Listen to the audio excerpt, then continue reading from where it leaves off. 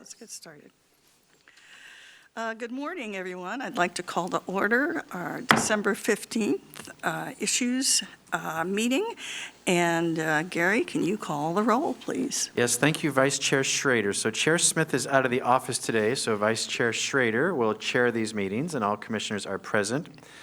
We will start with a Housing Authority business. Chair, if you would please convene as the Housing Authority of Clackamas County. Should we do roll call first, Gary? No, we don't have to do that. Issues. Okay, great. Oh my gosh, I love the sweater, Let's do Rod. it. So Chair, if you'd please convene as the Housing Authority Board. Okay, thank you. We will now convene as the Housing Authority of Clackamas County. Good morning, gentlemen. Morning. All right, so first item, as a Housing Authority, we have online Housing Commissioner Ann Leenstra. Good morning, Ann. Good morning. Thank you. All right, first is a request for a public hearing for the Clackamas County Housing Authority 2023 Annual Plan.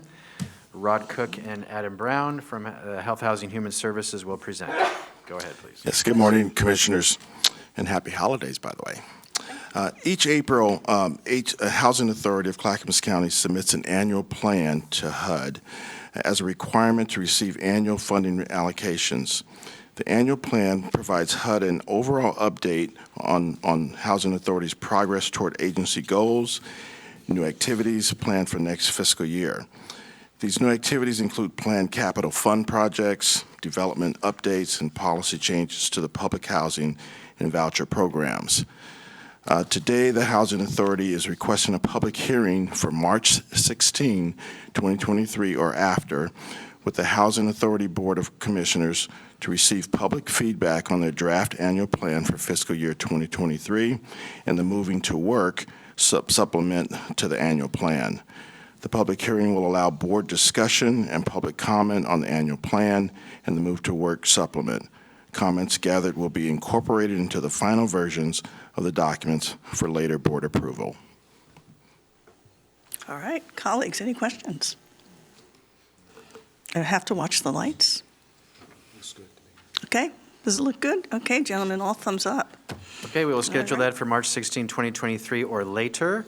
Next, these are requests for consent agenda for the Housing Authority. Item 1, approval of a personal services contract with Clackamas Women's Services for supportive housing case management, housing navigation placement, and shelter services, and an assignment addendum transferring the contract to Clackamas County. Contract value is $3,361,958.74 for 1 year and 6 months. Funding is through Metro Supportive Housing Services funds. No county general funds are involved. Yeah, a little background on this one. This is a contract with Clackamas Women's Services to provide housing services to at least 60 households, ongoing supporting housing case management to 113 households, and shelter services to approximately 100 households annually through an emergency housing program.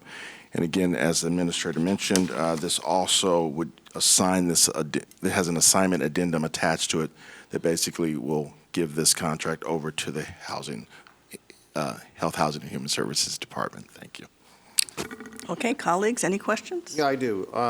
I know that we have a lot more revenues for these purposes, and I certainly know the history of CWS. So have they expanded to a different population that they originally were designed to serve? You know, there was to be victims of domestic violence. So are they gone beyond that, or is there just a spike right now, and is all these dollars going towards victims of domestic violence that are needing homeless or at risk of losing their homes? Or is this a greater population? So I can get a follow-up from the program team about the population specifics, but Commissioner Savas,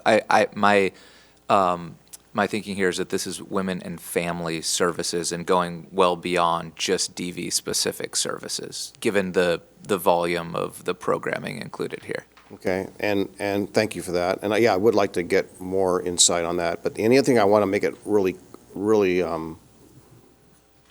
clear. So you've heard me ask this. I want to get an idea of the pipeline and where the bottlenecks are, and making sure that proportionally the money we're putting into housing or rent assistance and so forth, or sheltering, or the hotel, all those things, that I want to get a better understanding what that pipeline looks like as we expand these contracts. So I want to make sure that we again, we have a continuum that is well-matched, flows well. Yeah, absolutely. And in, some of the contracts that we bring to you, they're in one facet of those services, right? And I think that's where it's hard to get the whole picture. In this contract, you actually see more of a continuum of services, right? Because it's shelter, it's housing placement or retention, and it's supportive housing services. Setting aside like outreach and engagement, you have almost the rest of the puzzle there. But yes, I mean, the composition of funding across the continuum, the contracts and all of that, we can definitely get you more information about that. Great. And the last piece of this, and I'll let it go, and that is that when do we, because we approve these on a regular basis, when do we get or expect to have some metrics accompany all of these things, and we're making these expenditures? I mean, there ought to be some kind of a measurement at some point that says, we've done X, we've been done X, or this contractor, or, I just want to know when we can expect to see performance measures along with this. So in anticipation of that, or hearing that before, I do have some information on their previous contract, if you want me to give you that information now, or I can give it to you through email, however you like it. Offline's fine. Yeah, so we are starting to ask, when we go for amendments especially, we heard you and we know that you want to know if we're going to extend this contract, how they do in the first year. And so we do have that data coming to us now, and we're certainly a part of any new contracts are holding them accountable to a certain, numbers served and success rates. And so that should be part of any metric we bring before you. So I do have that here, but I can send that to you. Okay. Yeah, and let's make sure all of us get it. It'd just be a really good information. And I'm assuming, Paul, those questions are also applicable to the next All of them, yeah. two that we're getting. Yeah, So I was just using this one for the first one out of the gate. that's the so- first one, but I could see where you might want that kind of information. Okay. All right. So let's go move on. All right, item 2, Yeah. approval of a personal services contract with Impact Northwest, providing supportive services for families and housing authority programs, and an assignment addendum transferring the contract to Clackamas County. Contract value is $270,374.95 for 7 months. Funding is through Metro Supportive Housing Services Funds. No county general funds are involved. All right. We all good? Okay. Let's give staff a Next. chance to quickly talk about it, please. Oh, you want to talk about it? Okay. I'm just trying to move us on. Now I'm that. going too fast. Okay, go ahead. I will give you the nuance on this one, because this one's a little different, but many housing authority families open their homes to help other homeless families and double up while looking for housing. This puts them at non-compliant and at risk of eviction. So this particular program is adding additional support staff, and a housing navigation will assist these doubled up families in finding stable housing and connect them with resources they need. And again, this is also an assignment. So basically what we're trying to do is people are helping each other, but they put themselves at risk. And then you may have both families at risk for homelessness. So this program specifically seek those people out and get them their own housing so they're legal and set and on their course for success. Thank you for that. I am assuming we're all good, colleagues. Okay. Next. Item 3, approval of a personal services contract with the Father's Heart Street Ministry for outreach engagement and housing navigation placement services, and an assignment addendum transferring the contract to Clackamas County. Contract value is $953,304 for 6 months. Funding is through Metro Supportive Housing Services Funds. No county general funds are involved. Yes, this contract, if approved, the program will provide direct mobile engagement, pop-up hygiene events, connect with resources, assist with moving into permanent housing. It'll serve 16 to 20 households at a time, assisting about 16 to 20 households over a period, at a time. Okay, any questions? I got a question. Yes, Commissioner. Mr. Cook, on this agenda item and the previous 2 items, transferring the contract to Clackamas County, is there any additional audit that's involved with these contracts when they're transferred from the Housing Authority to Clackamas County? Do you take a moment before you accept the contract to look at the status of the contract, to ensure that everything is in compliance, up to date? Yeah, and this one's a little interesting because it's really, all of this is under H3S, or Housing Human Services, so my department. Right, This is okay. basically, and then HAC has this special it's created, it's a quasi-government. Yes, right. But my question was, is there any potential for any kind of problem with this transfer? I realize you're in the same building, but the responsibility's shifting. I think when we take on the liability of any contract, that's HUS taking it on, but it's really going right back to the new division that's under housing. So it's us Okay. giving it to ourselves. Yeah, so there's no concern about any kind of, No, Okay. only the level of scrutiny we give it already. So anything coming to me that's going to go before you, I certainly read it through and give it some scrutiny in terms of outcomes, metrics. Okay. Did they do the procurements and those type of things? Those are check marks we're doing on every single contract that comes before you. okay, good, thank you. Great. Okay, Gary, next. Next item, approval of a construction contract with No Marco Incorporated for roofing repair or replacement for 21 units of public housing. Contract value is $215,000 for 120 days from the date of notice. To proceed, funding is through Federal Capital Fund grant funds. No county general funds are involved. It says the administrator mentioned this contract will replace roofs of 19 units and repair the roofs of 2 units of Housing Authority-owned public housing. This is a necessary action because it will bring the units up to the current HUD standards, prevent safety hazards, and provide an energy-efficient public housing unit. All right, any questions? Yes, I do. I try to learn more about this, and every time I hit the link, I'm coming to a approval of amendment number 3 of an intergovernmental agreement for $4,100,000. It has nothing to do with the roof. Commissioner, staff will resolve that issue. Okay, is there a link that gets me to this particular one, or we can take it up later if not? But it's not, obviously, there's a glitch there, so I was just trying to learn more about it. I can certainly share that item with the commissioners and ensure that the web posting is accurate. Right. Okay, thank you. Is that it, Paul? Oh, yeah, don't know what, yeah, I understand the staff explanation of what it's for, but Yeah. I don't have the, Commissioner, we can you'll accommodate get that. questions before Thursday's business meeting as needed if they arise. right. All right, next. Next item, approval of a third amendment to the intergovernmental agreement with Metro for the Affordable Housing Bond Program, allocating $4,164,000 in interest earnings as rapid permanent supportive housing funding for the creation of additional permanent supportive housing units with integrated supportive housing services funding commitments. Funding is through regional Metro housing bond interest. No county general funds are involved. All right, colleagues, any questions? Or no? Staff, see describe what- it, please. Go ahead. What And- Rod's and going we to say and- first. Yeah. and Adam Brown is here to give you a little bit of background on this one. Yeah, Commissioners, Adam Brown here. So as of the end of this past fiscal year, Metro had $32 million in interest earnings on the bond proceeds and also bond premiums funding. So they took $8 million and they allocated it to local implementation partners to fill financial gaps for air conditioning in affordable housing development projects that were underway. That was Amendment 2 to the agreement. And then this third amendment allocates the balance of that specifically for what they're calling rapid PSH projects. And this $4.2 million was on the list of available resources that was provided to you all as part of our shelter project plan. And so this IGA formalizes the allocation of these resources for us to use on those projects, which could include braiding it in as far as as part of the project turnkey acquisition or making other investments related to the shelter and housing projects plan that you approved last week. Okay, now, any questions, commissioners? Yeah. Yes, Mark, go ahead. Mr. Yeah. Brown, can you give me a better example of what a rapid permanent supportive housing project or application would be for this money?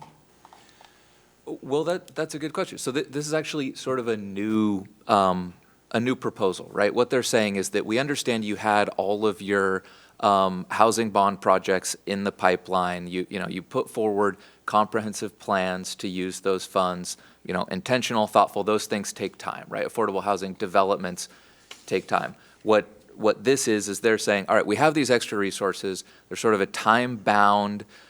We need to get this money out the door, and so we want you to bring forward proposals for basically housing units. And so there are really only a couple of options for what to do there, one of which is buying like a motel, right, to convert in the long run to permanent housing, perhaps use it as shelter in the short term or transitional housing in the short term. But really, there are a limited number of options for how to use these funds. And you said that there was a timeline on this, time limit?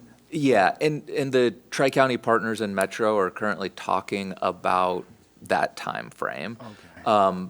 But Metro has put a preliminary deadline of around April. They want a proposal by April. The counties are feeling like that, well, that's not very long. Now, for us, if for example, we braided it in with turnkey, that would work out, which is why we said, all right, we want to go ahead and put this agreement in place so that we have the sort of institutional apparatus we need to get that funding if we do use it for that purpose. But if we don't, then we're going to push back on that timeline and say, hang on, we actually need a little bit more time to use the funds. Okay, good, thank you. Okay, any other questions, commissioners? All right, I think, Gary, what's next? It's Okay. always a pleasure to see you, gentlemen. Nice to see Thank you, and thank you, Commissioner Leenstra. Thank you. We'll now moving on to Water Environment Services Board. Chair, would you please convene as the Water Environment Services Board? Yes, I'd like to adjourn as the Housing Authority of Clackamas County and reconvene as Water and Environment Services. Thank you. You're now meeting as the Water Environment Services Board. This is an appointment to the West Advisory Committee. Tony, go ahead, please. West Advisory Committee, staffed by the Water Environment Services, has 6 seats open for a variety of reasons, including term expirations and resignations. Through a recruitment process, 6 applications were received, and all are recommended for appointment. The first recommendation is Rita Baker. Second is Anthony Fields, Michael Morrow, Preston Korst, Richard Craven, and Neil Schulman. All right. Colleagues? I move for approval of the slate. Second. Okay, it's been moved and seconded that we approve the slate for Water and Environment Services. Tony, can you call the roll, please? Commissioner Fisher? Aye. Commissioner Schull? Aye. Commissioner Savas? Aye. Vice Chair Schrader? Aye, it is approved. Gary, what's next? Very good. Chair, would you now convene as the Board of County Commissioners? All right. I'm going to adjourn as Water and Environment Services and reconvene as the Board of County Commissioners. Thank you, Okay. Chair. Next is consent agenda items for the board. It's quite lengthy because this is your last meeting for 2 weeks, so we'll get started. County Administration. Item 1, approval of a personal services contract with DLR Group Architecture and Engineering to design parking lot F and the North Loop Road of the County Courthouse project. Contract value is $619,914 for 1.5 years. This is funded through budgeted county general funds. The project is eligible for a 50% state reimbursement. Nancy Bush, County Operating Officer, go ahead. Good morning, Commissioners. This, as Gary says, is an ancillary project for the replacement courthouse. This will do the design and planning for the North Loop Road, which will connect what is now going to be Courthouse Road to Warner Milne. All right. Questions?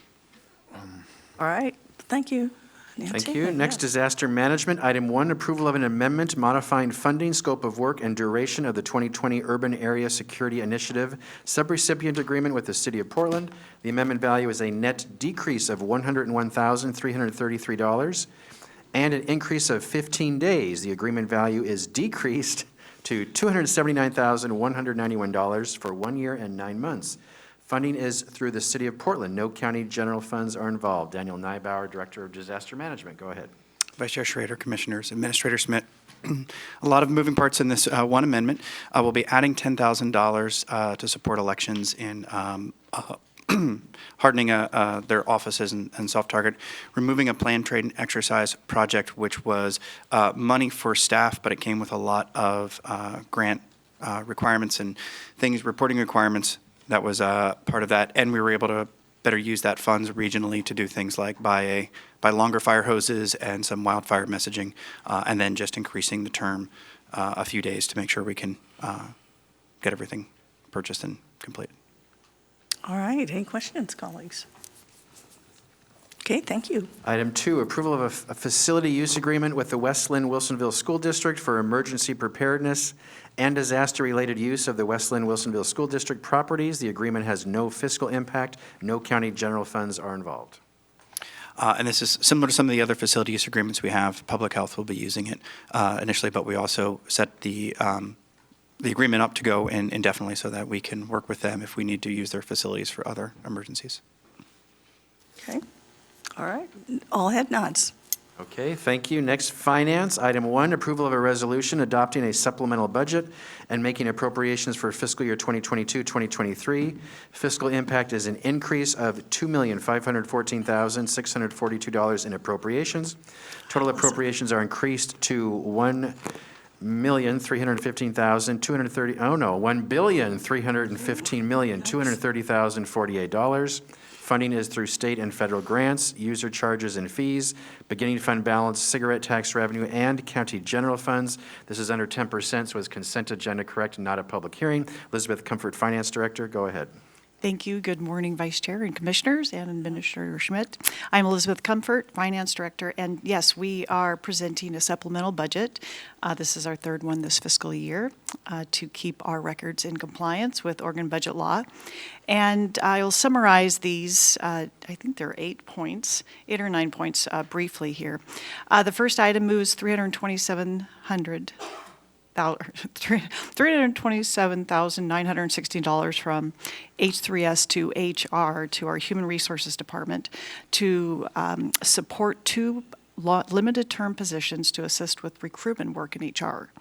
And then items 2 and 3 moves $18 million and $653,922 from the now closed Community Corrections Department to our Sheriff's Office. We have merged the Community Corrections into CCSO as a new program called Parole and Probation.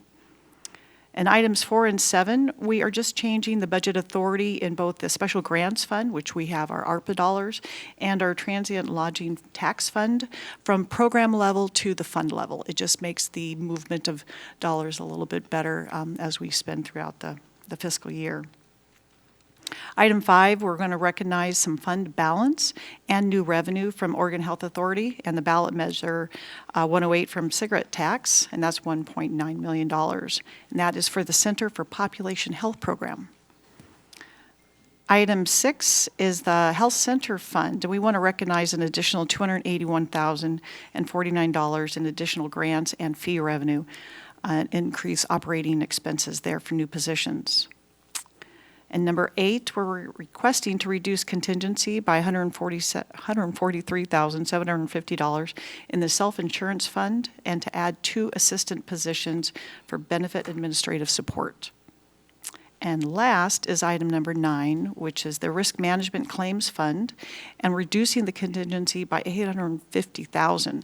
That's $600,000 for the workers' compensation expense, and then $250,000 for the liability expense. And those are due to increasing costs in inflationary impacts, litigation, and other rising costs that were not anticipated. But in the next fiscal year, we will anticipate those rising costs. And I'm happy to answer any questions. Colleagues, looking good. Don't see any questions. All right, item 2, approval of a contract with Workforce Software for consulting services to implement time and attendance software and the annual, I don't know if that's a typo or not, SaaS subscription? SaaS. Oh, that's correct, okay, SaaS subscription. Contract value is $1.2 million over 5 years. Funding is through county general funds. My question, though, is this already budgeted, or are you seeking new reimbursement, new funding? New funding. So this is new funding, not budgeted. Correct. All right. So, sorry, I should have advised you better. We should have gone to the board. Well, we're here. Word issues. This is new funding, Commissioners. This is not budgeted. So if they approve this, where is the money coming from? Contingency? Contingency and general fund, yes. All right, Commissioners, I apologize, but we're here. So let's have a conversation. If this is something, new funding, you want to approve. Elizabeth, go ahead and give your report, please. Thank you. Okay. So we actually been using Workforce for our timekeeping software since 2005. Back then, we paid $500,000 for that implementation. So just to give you a little context, for this new implementation is also $500,000. As we shared in our staff report last year in 2021, we tried to do another approach for a less expensive timekeeping software. We were unsuccessful. And so we need to re-engage. Have been continuing to use Workforce, but we stopped the support. So this request is to re-engage with Workforce for their support. And then what that means is because the software that we're using is antiquated, it cannot be updated any longer, it cannot be supported by Workforce. We need to move to the cloud, and that's what that SaaS is for. It's SaaS. It means they will move it off-premise, so we won't have a server on site. It'll be in the cloud. It'll be updated on a regular routine basis from the software folks. And it'll give us better functionality and support that we currently don't have. Our TS team is supporting it. Dave DeVore and Lynn Gates have done very well in keeping us with the software, and we have over 500 different types of customizations with the software due to our 8 unions and the payroll processes that we have. So it works very well for us, and we would like to continue with this. We've engaged in negotiations. Council and our procurement teams have helped us with working with the vendor, and we do have an opportunity to save several hundreds of thousands of dollars if we renew this contract by the end of this calendar year, December 31st. That's why we're presenting it today. It is a new cost that was not anticipated because we had hoped during this fiscal year we would have been able to have our own timekeeping software, which would have been less expensive and part of our existing PeopleSoft. We found that that was not possible and not workable for Clackamas County and our 2,500 employees. So it would be an additional cost of $500,000 for 4 payments over the course of the implementation, and we would have it fully up and running on the cloud and upgraded by June 30 is our plan. And we would also have an ongoing maintenance at $140,000 a year for the initial first 5 years of this contract. Those would be paid through general fund, and then we would implement, share that with cost allocations going forward. Okay, I see Commissioner Shull has his light on. So when looking at this 1.2 million for 5 years plus 140K on top of that for maintenance. I'm sorry, it's total with the 5 years, the implementation, upgrade, and 5 years of support. Totals 1.2. 2 million. And for implement time and attendance, how many, can you give me an idea what we're saving? Is this a savings over doing this with FTEs? Or is that even possible? You know, I just want to get a feel for what $1.2 million in this software saves the county. It gives us continuation of the service we have now and improves it. So our alternative is to, well, we have 2 options, I suppose. We could go out for an RFP to see if another group could do it for less. But that's not proven. That's not really, Okay. I don't think that's a real option with our complexity of our system and the time it would take, and right now we're unsupported. The other option is one of our fabulous payroll gals, Greta Nickerson, who is now our new payroll manager. She shared with me when she arrived here over 11 years ago, we were using paper. Yeah. That's not really an efficient option that I think we want to go to. Okay, so this is actually going to save us time and effort. I fully support this as from my position. Okay. Right, I see Commissioner Fisher. Yeah, thanks, Elizabeth. It's like, when we look at this, it's like, So my question is, I'm just concerned and would like your thoughts about, you kind of get held hostage by this, I don't know, company process software, I'm concerned about the ongoing cost. This contract has $140,000 for 5 years. What happens after that? I mean, what's the future look like? It looks like we entered into something, it was working, oh, that didn't work so good, so now the county takes it over, and now, oh, that's not working because that's not supported. And of course, this is all a growing county, increase in technology, software, but what does it look like for the future? Yeah, great question. So we have two options when we get close to that 5-year mark. One is to continue with them, look at the services they're providing. And then the other is, do we go out for an RFP and look for someone that may offer us the same service at a less cost? Okay. Yeah, it's, But it you're won't- right, it is, we're kind of up against a wall with this, because this is the technology that we signed up for and we use. I guess my question is how tied in are we to this particular service if we engage with this cloud version now? I mean, that might not be so easy to transfer in the future. Well, regardless of what service provider we would use, we'd have to go to the cloud. So that's the first step. So January 1, we would immediately take our timekeeping system and go to the cloud. So that's the first good step. So we'll have to pay for that regardless, because we're on premise. We have a server that's keeping our time and attendance for us right now, which is unsupported to antiquated. So we need to make this move regardless. But this is technology. This is what we have to do unless we do paper. This is our option. And then yeah. this wasn't anticipated during the last approval for the last budget, or was it kind of anticipated? Well, we didn't include it because we were trying to use the PeopleSoft time and attendance software, that we have that module.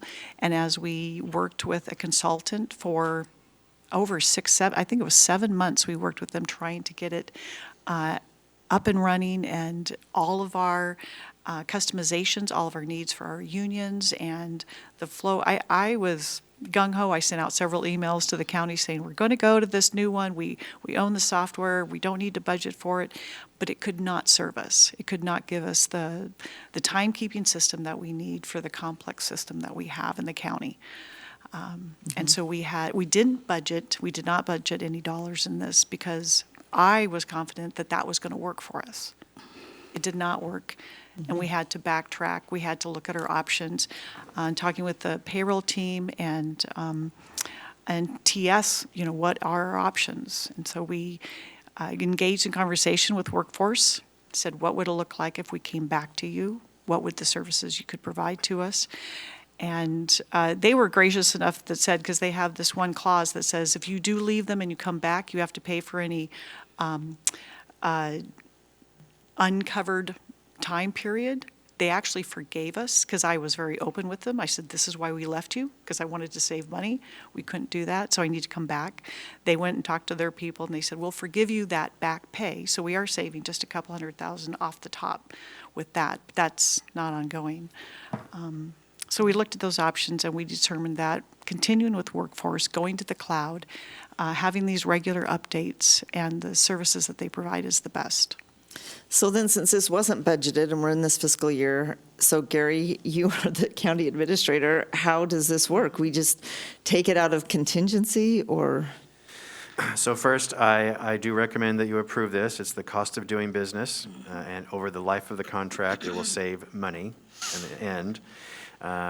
Really, and I'm asking departments to make budget cuts. I get that, and that's a decision. I'll make recommendations to you. We're not here to talk about budget today, although this sort of is budget. But at my recommendation and budget committee approvals, I have held flat allocated costs to all our 4 internal service departments for 3 years, and they are behind. They cannot maintain a level of service to support the organization.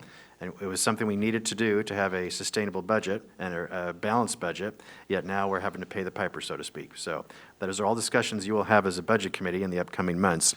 However, it's a necessary thing we need to do to pay our employees. We can't We can't go back to paper. So what I'm suggesting is if your agreement, because there's a timeline here, this has to be done by the end of the calendar year, I still think there needs to be a supplemental budget, correct? So we'll come back and clean that up in January. And I will just, if you do approve this, I will just look at the entire organization and see what other reductions need to occur to help balance this out totally, countywide. But this is a tough decision. I'm sorry. I do support this, and I did bring it forward. I simply missed. We probably should have discussed it with you earlier than the last minute here, and I'm sorry. But things are working very fast. Thank you. I do see Commissioner Savas, you have your line on as well. Yeah, so is the $500,000 a one-time fee? Correct. So It does- come in year 5 and 6, it'll just be ideally $140,000 a year or less? Correct, yes. The 500,000 has two parts to it. One is to bring us up to the cloud, so they'll need to, and I don't know what that entails, I imagine just shipping it up, but they lift our premise, all of our data, and they put it on the cloud, so that's the first step. And then the second step is bringing us up to current technology. So you're all sitting down, but we're like at 9.4, and they're currently at 20.2 in software. Some of that gap is the change in just the numbering, but it is a large gap of where we can be in technology with this as well. So we're doing two large shifts with this implementation that are both needed. Okay, so they're doing the legwork, on-the-ground work to do the conversion, essentially? Yes, partnering with our TS team. So our TS, because they have the knowledge of what our system has, all the customizations, and then that will all need to be translated to the upgraded timekeeping system. Okay, and one more time, tell me how I save money.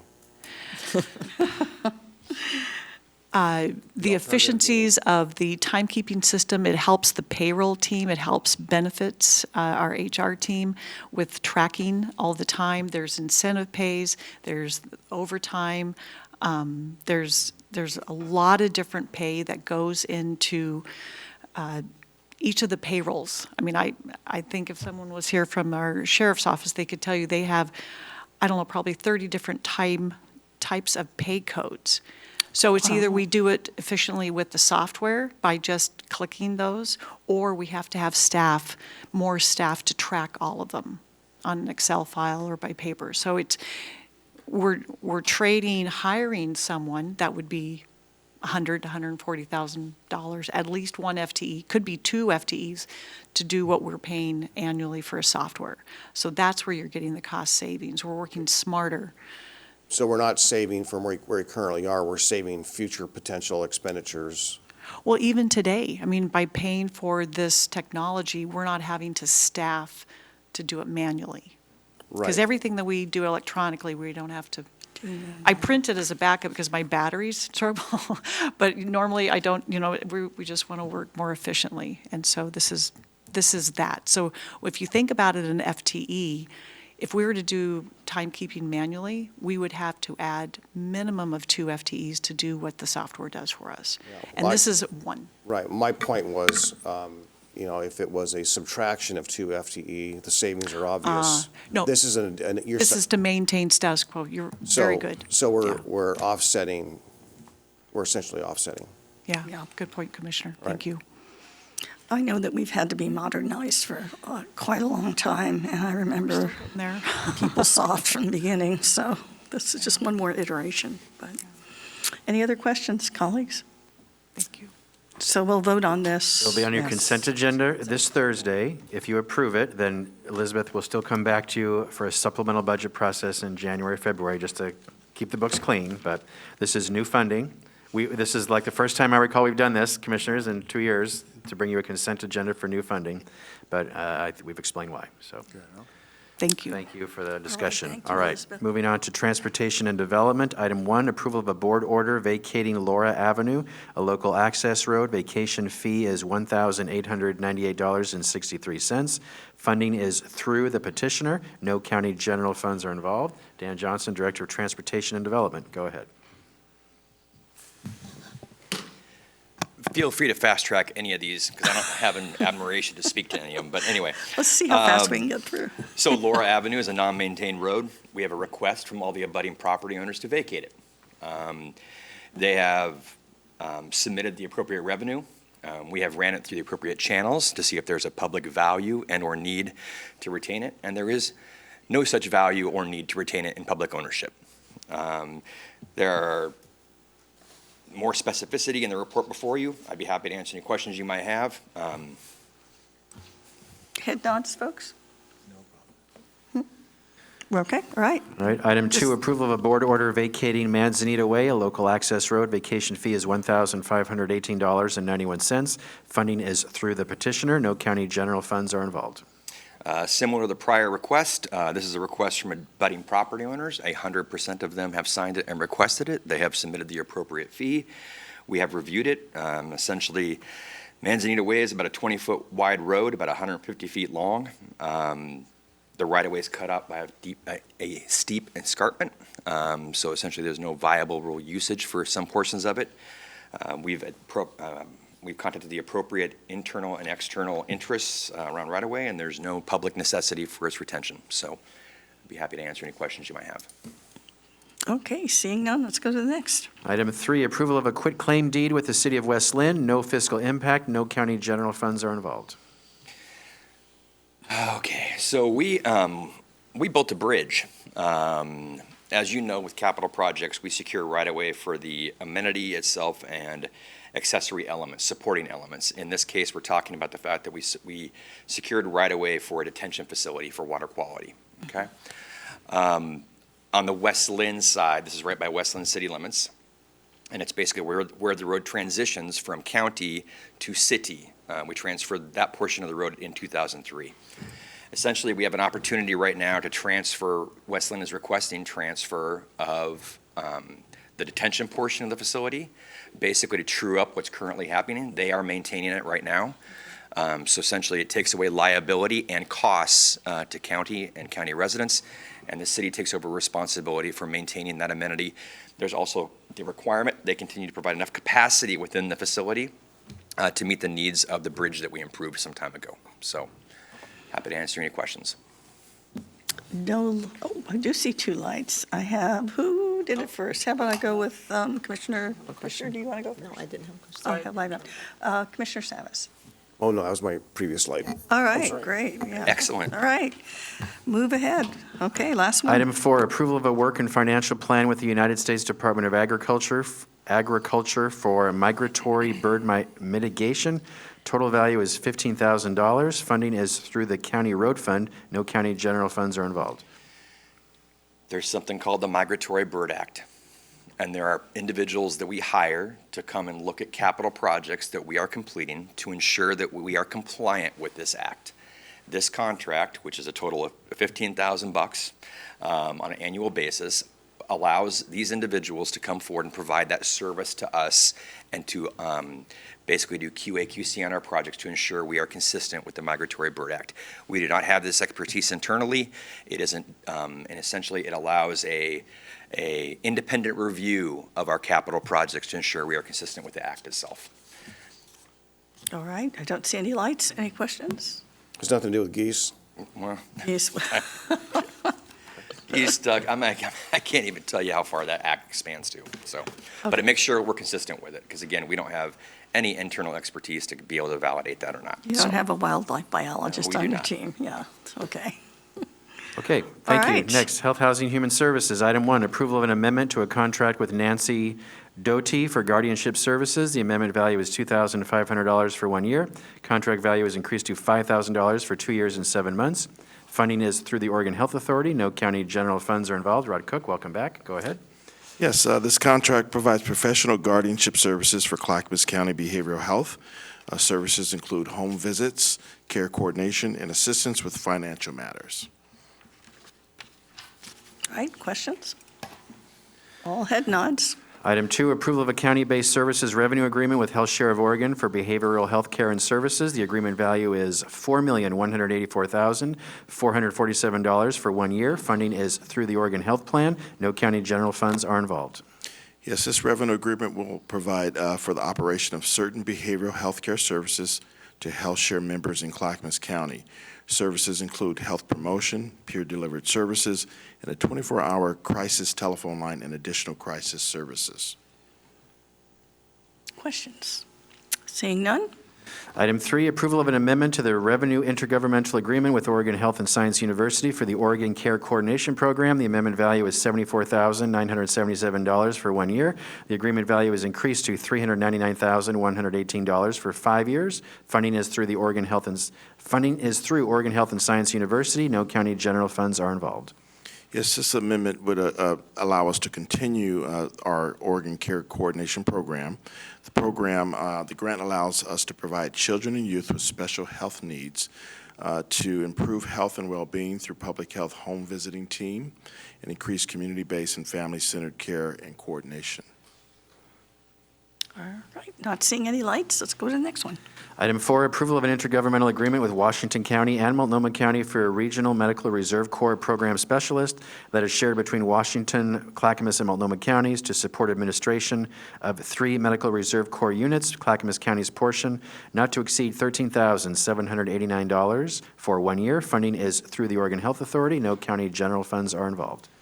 Yes, the Medical Reserve Corps is a national network of volunteers organized locally to improve the health and safety of their communities. And as the administrator mentioned, this agreement provides a regional medical reserve corps specialist shared between Washington, Clackamas, and Multnomah counties to support the administration of the 3 medical reserve corps units using a shared volunteer management software. Okay, no lights, let's go on to the Item next one. 5, approval of an amendment to an intergovernmental agreement with Clackamas Fire District Number 1 for Project Hope.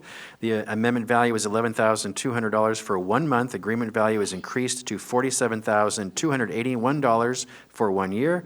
Funding is through the University of Baltimore Combating Opioid Overdose through Community Level Initiative Grant. No county general funds are involved. Yes, following the emergency medical component of the call, the community paramedic position will continue to conduct vital follow-up visits with opioid overdose survivors in their homes. It focuses on treatment and recovery programs such as detox, inpatient, outpatient, and community-based long-term plans. So this is basically, they keep going with clients after an event has actually occurred.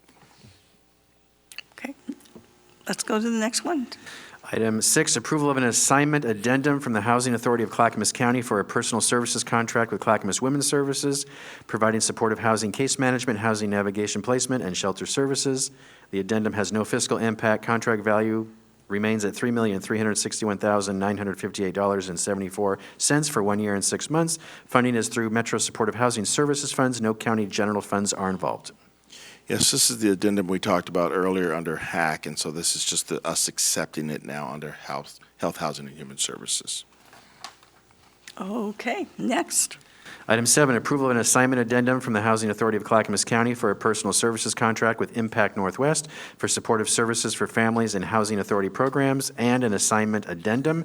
The addendum has no fiscal impact. Contract value remains at $270,374.95 for 7 months. Funding is through Metro Supportive Housing Services funds. No county general funds are involved. Again, this is just Health, Housing, and Human Services accepting the contract. Okay, no lights, next. Item 8, approval of an assignment addendum from the Housing Authority of Clackamas County for a personal services contract with the Father's Heart Street Ministry for outreach engagement and housing navigation placement services. Contract value is $953,304 for 6 months. Funding is through Metro Supportive Housing Services funds. No county general funds are involved. Yes, this is also an assignment addendum request addressed under the HAC conversation. Okay. Let's go. Next one. Item 9, approval of an amendment increasing funding and extending duration of a contract with Impact Northwest to continue and expand supportive housing navigation and placement services to the Housing and Community Development Division of Health, Housing, and Human Services. The amendment value is $198,267.55 for 7 months. Total contract value is increased to $800,603.93 for 11 months. Funding is through Metro Supportive Housing Services funds. No county general funds are involved. Yes, through this agreement, Impact Northwest will continue to provide housing navigation and placement services to assist at least 30 households by helping them locate and secure permanent housing and overcome barriers they may be experiencing. Okay, looks like we can move on to number 11. Item 10, approval of an amendment increasing funding and extending duration of a contract with Northwest Family Services for supportive housing case management, housing navigation placement, and short-term rental assistance services. The amendment value is $3,961,292 for 1 year and 7 months. Total contract value is increased to $5,350,513 for 2 years and 9 months. Funding is through Metro Supportive Housing Services funds. No county general funds are involved. Through this amendment, Northwest Family Services will continue to provide housing navigation and placement services to approximately 180 households by helping them locate and secure permanent housing. They will also provide case management to approximately 75 households and short-term rental assistance to 10 households. Okay, no questions? Let's move on. Item 11, approval of a board order for purchase of 6 shuttle buses from Northwest Bus Sales for Last Mile Shuttle Program. Total purchase cost is $752,772. Funding is through the State Transit Improvement Funds. No county general funds are involved. The Last Mile Shuttles currently operate in Oregon City and the Clackamas industrial area and provide rides to residents not served by other public transit options and ensure the continuity of operations. The maintenance, ongoing maintenance for these shuttles come from a different fund, not general fund as well. Yes, Commissioner Shaw. Mr. Cook, we have several of these buses already. And are they being used at 100%? The ones we have? Is it okay to bring up Brenda Durbin? She's in the audience. Okay. In case we have questions. Yeah, I'm just curious, the ones we have, are they being used to their full capacity during the week? And the other question I have, we know that Metro is looking at the potential for reducing primary bus lines, bus services. We don't know what that's going to be yet, but we do know that if some of those bus lines end or are terminated, that the last mile part gets terminated too. And I don't need an answer to this today, but I know Commissioner Savas has spoke about this before too. We don't really know what's going to happen with that Metro recommendation on terminating certain bus lines. And so I'd be curious just to know if the purchase of 6 new shuttle buses would be affected by that. Good morning, Commissioners. Teresa Christopherson with the Social Services Division. So in response to the need for these vehicles, we are trying to be proactive about making sure that we have a healthy fleet. We are currently using the 4 buses that we have on a very regular basis. We need time out for maintenance. We need to make sure the vehicles stay safe and that they're able to be used for the purpose. So this is a proactive effort to make sure that we preserve a healthy fleet and are able to continue to offer services in the future. These buses are ordered out. It's going to be at least a year before we get them. So our current vehicles actually will be hitting some of the lifespan issues that we encounter with the vehicles that are getting these kind of miles.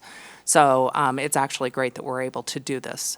In regards to the other question, I actually think, I realize that there may be impact to future transit services, but I think having these last mile shuttle programs and having some operational capacity could potentially be a benefit to our communities to make sure that if there are impacts, that hopefully we could help address those. One last question. The 4 buses that we have now, they came online new last April of 2021, is that right? So they're relatively new. They are relatively new, but keep in mind with transit vehicles that we're putting a large number of miles on them. It's very different from a regular commuter car. These buses are running 6 days a week and putting a large number of miles on them. So unlike a typical car with normal wear and tear, you're going to see these vehicles have a much reduced lifespan compared to a normal car. Yeah, okay, thank you. And these are the buses that go up the mountain? No, actually, Oh, this these, are the yeah, shuttle, yeah, that's right, these the are the shuttle, shuttle buses, yeah. This is for it's the veterans area, is it not, that area? Yes, the Clackamas Industrial does serve. That's the- what I thought, Yeah. yeah. So, okay, thank you. Next. Item 12, approval of a low-income household water assistance program agreement with the City of Milwaukee for reimbursement of water and wastewater services on behalf of low-income households. Agreement value not to exceed $840,019 allocated to the Low-Income Household Water Assistance Program. Funding is through the Oregon Housing and Community Services Department. No county general funds are involved. Yes, this agreement with the City of Milwaukee allows us to assist low-income households by paying for drinking water and waste removal costs on their behalf, preventing shutoffs, and supporting household water system reconnections due to non-payment. All right, any questions? I have a question on that. Now, this $840,000 is just for residents in the city of Milwaukee, and how did it come that this particular contract, is it a contract, is just for the city of Milwaukee? Good morning, Commissioners. Brenda Durbin, Social Services Division. We have a number of agreements with wastewater and sewer providers. They all have the same dollar amount. That $840,000 is the total amount available that we have through these funds. We don't know who is going to apply from which area, so all of these are not to exceed amounts. We carefully track the amount that is actually awarded, but all of these agreements include that same very high amount, just because we don't know the uptake in the different areas that we're serving with this program. We don't expect the whole amount to be spent in the Milwaukee area. Okay. All right, thank you. Great. Okay. Okay, Mark, you still have your line on. Okay, next. All right, item 13, approval of a revenue agreement with CARE Oregon for Clinical and Population Health Quality Strategy Program. Total value is up to $162,000 for 2 years and 2 months. Funding is through CARE Oregon. No county general funds are involved. Yeah, and this is basically support for metrics, but the revenue agreement intends to create and implement automated, precise, and long-lasting systems for population management, provider performance, and dental analytics. So this is basically us getting money from CARE Oregon to have a system where we can track our accountability measures and our metrics. Okay. Not seeing any lights, so last but not least. Item 14, approval of a personal services contract with Pinnacle Architecture for design service for health centers, behavioral health clinics. Total value is $408,650 for 16 months. Funding is through the Board of Commissioners approved County American Rescue Plan Act, or ARPA funds. No county general funds are involved. Yes, as you know, the health centers is being relocated, and so this provides a contract with the architect to design, so we could take a look at the building that's that's being recommended, and so we can move forward to the next stage of that process. All right, not seeing any lights. Thank you, Rod. Thank you, Rod. So Commissioners, all of these consent agenda items will be on this Thursday's business meeting agenda. The Housing Authority consent agenda item on the roof replacement, Tony did email you the actual packet, and it is now posted online. So if you do have any questions on that item or any items, further questions, please let me know. We'll have staff answer them for you before Thursday. Now to the regular issues list. Assessment and Taxation, House Bill 2247, application review. Bronson Rueda, the county assessor, will present. There was a memo in your packet. Thank you for your patience, Bronson. Go ahead, please. Thank you, Gary. Good morning, Commissioners. My name is Bronson Rueda, County Assessor, and I'm here today to talk about the two applications for House Bill 2247. You should have them in front of you. And if you recall, at a high level, House Bill 2247 allows you, the board, to waive 2020-21 property tax interest only for qualifying businesses. And I was going to turn over here to make your decision, but I want to point out one thing first on the bridgefront management application. So in my write-up, I reviewed it yesterday to prepare, and in my write-up, when I read through it, I felt like I was maybe trying to steer you in a direction by saying that the applicant hadn't provided any additional documentation. And so I read the House bill again and other information, and I didn't find anywhere that it stated they had to provide any additional information. So I just want to give you that before you make your decision, that I didn't find anywhere that they needed to provide any additional information. The application says they attest to these things and that they're true, and so there you have it. So now it's in your hands to either approve or deny the two applications. Let me know if you have any additional questions. So today, Commissioners, you need to actually make a decision. You're either going to approve these requests or you're going to deny these requests. If you deny these requests, the businesses can appeal to Bronson, the assessor. That is why he is not making a recommendation to you, because he needs to stay impartial, because he'll make the final decision if you deny them. But I do need your decision today, please. So we do need a motion and a Need a second. motion. Yeah, so a question I have is this only for the 2020, 2021? Correct. It won't be, it's not recurring? Correct. Yeah, it's only for the 2021 interest only, and I put the amounts on there. For Bridgestone Management, the refund would be $1,696.63.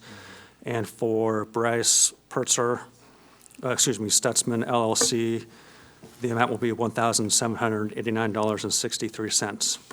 And some of this will be interest relief, and some of this interest has been paid, so will be a refund. Yep. I don't have that breakdown for you, but if you want it, I can email it to you. All right, that's sufficient. I move to approve the two applications. Second. It's been moved by Commissioner Savas and seconded by Commissioner Fisher. Could you call the roll? Tony? Commissioner Schull, No. Commissioner Fisher, Aye. Commissioner Savas, Aye. Chair Schrader. Aye. Motion is approved, 4-1. 3-1. 3-1, sorry. Okay, very good. Thank you, Bronson. All right, thank you. And then do you notify those folks, or does our office notify them? Unless you have a different process in mind, we'll go ahead and notify them and get the refund process in action. Great. Thank you very much. That'd be great. You're welcome. Okay, thank you. Next item is approval of a revised definitions in the discrimination and harassment-free workplace and complaint procedure, known as EPP number 2. Actually, Stephen Madcore is going to present this today, County Council. There was a memo in your packet. Go ahead, please, Stephen. Thank you, Gary. Good morning, Commissioners. What you have before you is a revised version of EPP 2. EPP means Employment Practices and Policies. This is number 2.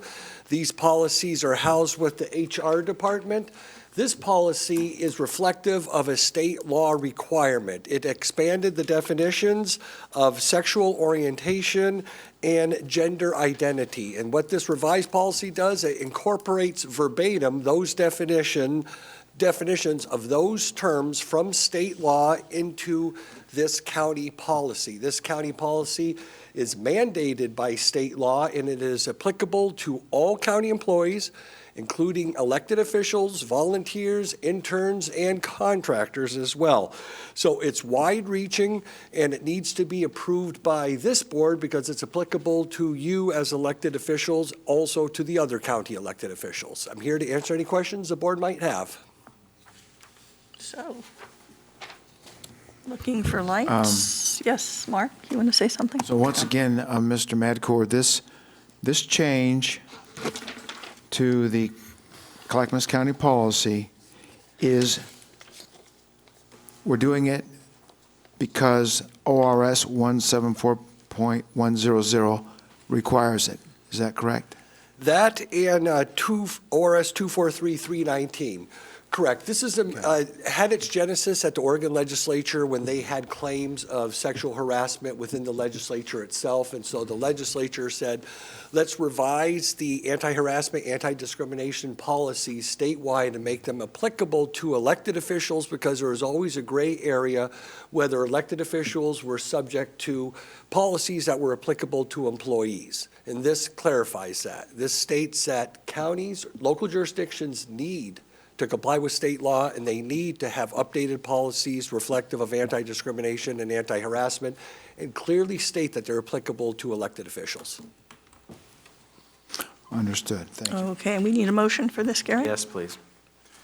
Can I ask for a motion? I move that we approve the recommendations that Stephen Madcore mentioned regarding our EPP2 discrimination or harassment, free workplace complaint and procedure that incorporates an added definition of gender identity and revises the definition of sexual orientation. Second? Second. Oh, let's put Paul down as seconding, please. All right, let's call the roll. Commissioner Savas, Aye. Commissioner Fisher, Aye. Commissioner Scholl, Aye. Vice Chair Schrader. Aye, it is approved Thank you. unanimously. Very good, thank you, Stephen. Next, advisory board and commission appointments. Tony, go ahead, please.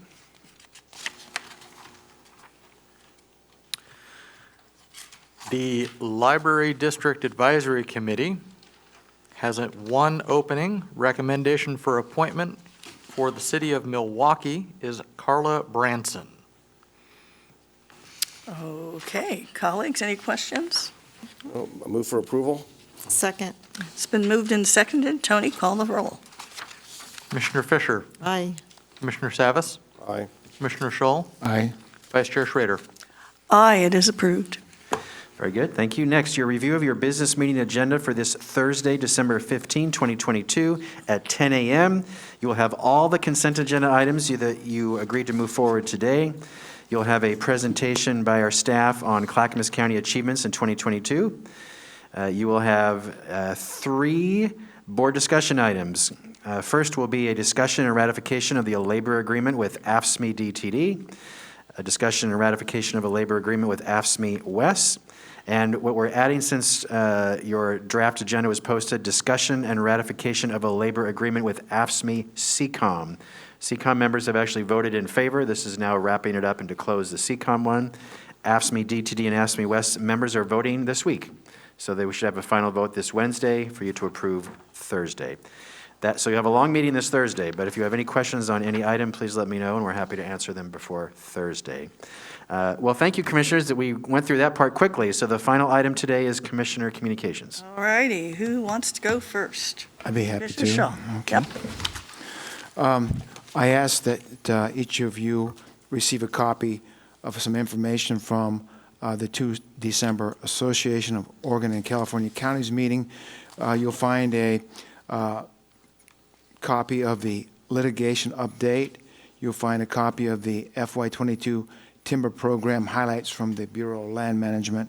And also you'll find the AOCC accomplishment activities for 2022 that you can read at your convenience. One thing I'll mention is that of the $72.5 million in harvest proceeds that BLM lists, 50% of that was 2020 fire salvage. Then this Wednesday at noon, we'll have the first meeting of the 82nd Avenue Transit Project Steering Committee. It's going to be a Zoom meeting. And then also Wednesday at 5 p.m. will be the next MPAC meeting. And the schedule for MPAC is all informational, no decision-making items, policy framework for 2023 RTP, call for projects, and the RTP Climate Smart Strategy Update and climate analysis. And the last thing will be the one more briefing on factors of homelessness and regional cooperation. Okay. Thank you. Okay, thank you. Who would like to go first? Commissioner Fisher or Commissioner Savas? Yeah, I'm not sure who was all there yesterday for the Oregon Business Plan. We all were, but go ahead. Well, I Okay, think we were. so go ahead. I don't really need to update then, except I found the manufacturing, all the ins and outs of that whole section, very informative and interesting. I also was very impressed. There was a panel of legislators. Janelle Bynum talked about her history of having an electrical engineering degree and moving to Oregon and basically not having a place with her skills and talents in, at that time, 20 years ago. When she came to Oregon, I found that really compelling as to her interest in making sure that Oregon gets a place at the table in regards to the chip manufacturing effort. I think that it is a great lot of information, so I'm not sure if Chair Smith was there. It's just such a good thing for everyone to participate in. I did see Commissioner Savas there. I Yeah, didn't see you, but that, we were probably on opposite ends. It was a Yeah, it huge was a crowd of people. huge crowd. Huge crowd of people. So it was very informative, really interesting, and encourage if you have some spare time, I'm sure it's online, to watch any of that, because it's really a great collaboration of where should Oregon move in the future, and with Clackamas County being such an important part of the region, it's pretty significant. So that's all of my updates for today. Commissioner Savas. Yeah, I too attended that, and I was somewhat struck with the information regarding the, I knew it, but it seems to me that there's an emphasis on somehow that Portland, greater Portland will, continue to be the economic hub for manufacturing, and I kind of sense that actually that has actually been moving away from the region for a while. Partly because of two major reasons. Number one is that the cost of doing business in the Portland metro region or in the city of Portland is quite expensive. Number two, access to transportation, freight in particular, the port of Portland can no longer bring in big ships, and the industry is moving towards big ships, requires a deeper port, deeper draft, and also taller and more updated cranes. So the Port of Portland is awfully busy with the amount of container movement. However, discussion yesterday as to the Coos Bay Deep Draft Port really being a hub, and I think that is going to trigger a lot more investment into the rest of the state, which is a good thing, I mean, in my opinion. Also, the other hindrance on the Portland metro region as far as increasing manufacturing is you need a place to grow. And there's not a lot of industrial land and opportunities for us to grow. So I sense, and as I understand it from my hearing some of the discussions, that there's other counties well south of here that are interested in accommodating that. So I think that's a good thing. But I do think it's important when we're doing our long-term planning to realize that the jobs, that Portland may not be, even though we do need to recover from a number of things. There's probably some grow back, but I don't see it being the center or as strong or independently the center of economic, manufacturing, frankly, as it is today. I just see it slowly shifting to where the land goes and where access is. The sad part about, I won't say sad, but maybe reframe that.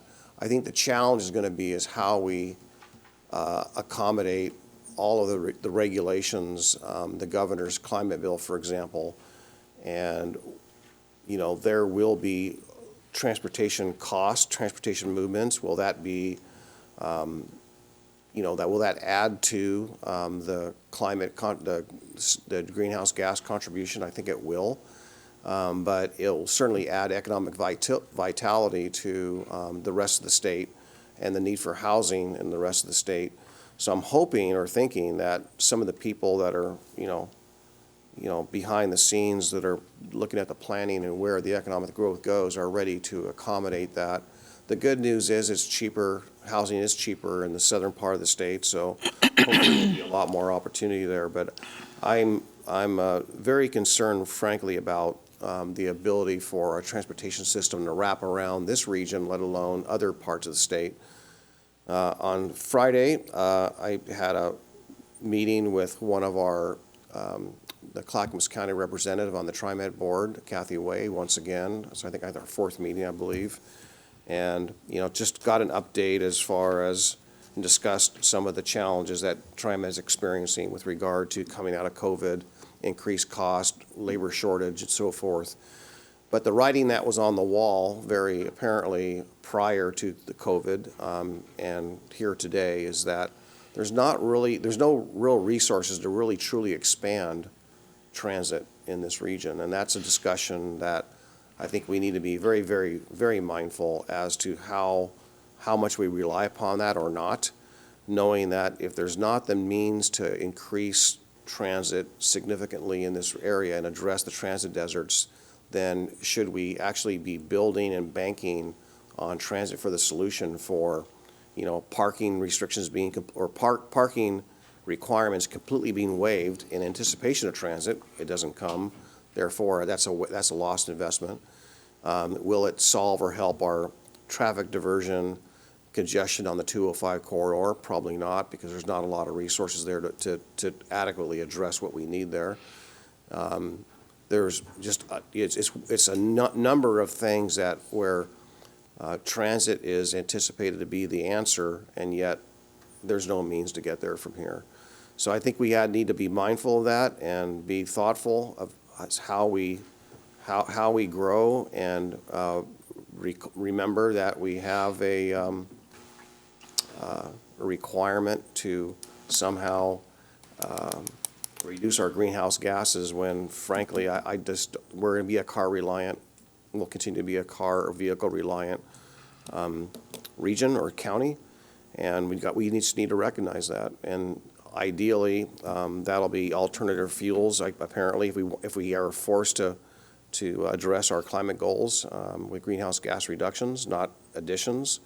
But right now, we're not poised to do that unless we add more electrification. Maybe there's a fusion car coming out pretty soon, based on the news of yesterday. So I'll be the first to sign one up if they're affordable. That's all I have for today. Yeah, so I hear. That's the news today, is that, where were the scientists, Paul? What laboratory were they in? I forgot. It was in California. It was in California. And basically, what has happened is that they have been able for the first time to use laser technology to get energy from fusion that was slightly more than the energy they had to use for the lasers. So what I've heard is it's a breakthrough, but there's a long way to go with this. But it is clean energy, and yeah, the wonders of science. What can I say? I also want to talk a little bit about Greater Portland, Inc., because I'm moving to a new topic here, because I did go to a meeting on Monday the 5th, so this was ahead of the economic summit we had yesterday morning. And what they were doing was really trying to see what was happening in Portland, talk about it, brand ourselves, so on and so forth. And there was an acknowledgement that there have been some real issues and crisis issues in the region, particularly the houselessness issue there. And how do we recover from that? How do we get to the services? But then how do we get some of the Portland luster back of what made this place, or what makes this place livable and highly attractive to come to? One of the things I thought was interesting, and I had to make a point with this, was that one young woman said, "Oh, it's the food scene here. That's one of our best selling points, is the restaurants, the food, and so on and so forth." And I just kind of quietly turned to her and said, "And where do you think that comes from? Who's your food shed?" Clackamas County, the rural. So I said, when we talk about the Portland region, it's interesting. We kind of limit ourselves, but you have to understand there are a lot of economies within the Portland region and outside what you might say is the Portland region that is a supply chain for these communities. So we are mutually dependent on one another, not one area kind of somehow being more of a powerhouse. You can't be a powerhouse unless you have the food supply chain and the great foodie scene. So I didn't make a big deal about it, but I just thought that was something that struck me rather, right between the eyes with that one. In any case, we also went to lunch. I think all of us were there with the Columbia Pacific Building Trades Council, and they had great barbecue the other day. That was their holiday party. They didn't have it in the evening, so I couldn't stay for the raffles. But boy, they had some really good stuff at the raffles there. And it was always good to see our union friends there. And that was actually where it was held, is where my two sons actually had their training and are getting their training to be plumbers and steam fitters. So it was nice to see where they hang, to learn how to be successful in the trades. We also had the elected officials quarterly luncheon where we get together with our colleagues. The DA was there. Our sheriff couldn't make it. She was at a conference in Bend. But let's see, who else was there? Our district attorney. Let's see, our judge, was there. And Brian Nava was there, our treasurer. Am I missing anybody? And then all 5 of us were there. Yeah. It was a fun thing to do, and it's good for us to get together as electeds and, let our hair down and have a meal together and share each other's company. Lastly, on Friday, I had a really interesting conversation with Stephen Lashbrook. So Stephen was a city manager in Canby way back in the day when I was first there. I know he also worked in Milwaukee. I know he worked in Wilsonville. He's been a public servant for a while. He is now retired and jokes that now he plays Santa Claus because he's got a big white beard and a big head of hair with a white ponytail. So that's his new mission in life. But what we talked about was the talent fire, because he was called in because he used to be the talent city manager at one point back in the day. And after the talent fire, one of his realtor friends called him and said, "What do we do to recover?" So he was actually part of that recovery effort.